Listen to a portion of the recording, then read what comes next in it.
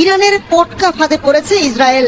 এই পটকা ফাঁদ বা ডিকয় ক্ষেপণাস্ত্রের কৌশলে ধরা খেয়ে ইসরায়েলের আকাশ প্রতিরক্ষা ব্যবস্থা দুর্বল হয়ে গেছে। ফলে ইরানের ক্ষেপণাস্ত্র আটকানোর ক্ষমতা কমে আসছে নেতানিয়াহুর সামরিক বাহিনীর।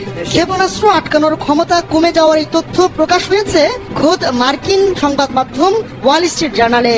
মার্কিন একজন কর্মকর্তার বরাতে ওয়াল স্ট্রিট জার্নাল বলছে, ইসরায়েলিদের অন্যতম শক্তিশালী অ্যারো আকাশ প্রতিরক্ষা ব্যবস্থা ফুরিয়ে আসছে। ইসরায়েলের এই পরিস্থিতি সৃষ্টি হওয়ার পেছনে কাজ করেছে ইরানের এক দুর্দান্ত ফাঁদ। এর ফলে আর মাত্র 10 থেকে 12 দিনেই ইসরায়েলের প্রতিরক্ষা ক্ষেপণাস্ত্র ফুরিয়ে আসবে বলে খবর প্রকাশ করেছে আরেক মার্কিন সংবাদ মাধ্যম ওয়াশিংটন পোস্ট। ক্ষেপণাস্ত্র হামলার সময় মিসাইল প্রতারণা বেশ পরিচিত। একে অনেকে পটকা ফাঁদও বলে।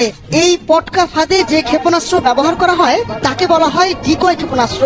এটি আসলে ক্ষেপণাস্ত্রের মতো দেখতে এবং আসল ক্ষেপণাস্ত্রের মতোই আচরণ করে, কিন্তু এটি মূলত শত্রুর প্রতিরক্ষা ব্যবস্থা বিভ্রান্ত করার জন্য ব্যবহার করা হয়। তবে এটি আসলে ভুয়া ক্ষেপণাস্ত্রের ফাঁদ। মূলত কোথাও ক্ষেপণাস্ত্র নিক্ষেপ করার সময় ক্ষেপণাস্ত্রের সঙ্গে ধাতব পটকা নিক্ষেপ করা হয়। এই ধাতব পটকা থেকে আগুন বের হতে থাকে।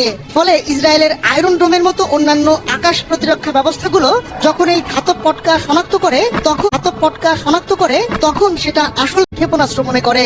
তখন সেটিকে বিধ্বস্ত করতে স্বয়ংক্রিয়ভাবে প্রতিরক্ষা ক্ষেপণাস্ত্র নিক্ষিপ্ত হয়। এভাবে প্রতিরক্ষা ক্ষেপণাস্ত্র যখন ধাতব পটকার দিকে যেতে থাকে বা সেটা বিস্ফোরণ ঘটায়, তখনই দ্রুত গতিতে আসল ক্ষেপণাস্ত্র আঘাত করে। ইসরায়েলের আয়রন ডোম থেকে প্রতিরক্ষা ক্ষেপণাস্ত্র বের হয়ে গেলে সেই আয়রন ডোম নতুন করে লোড করতে 10 থেকে 11 মিনিট লাগে। কিন্তু ইরানের হাইপারসনিক ক্ষেপণাস্ত্র আয়রন ডোমে শনাক্ত হওয়ার মাত্র 7 মিনিটের মধ্যেই তা ইসরায়েলের ভূমিতে আঘাত হানে।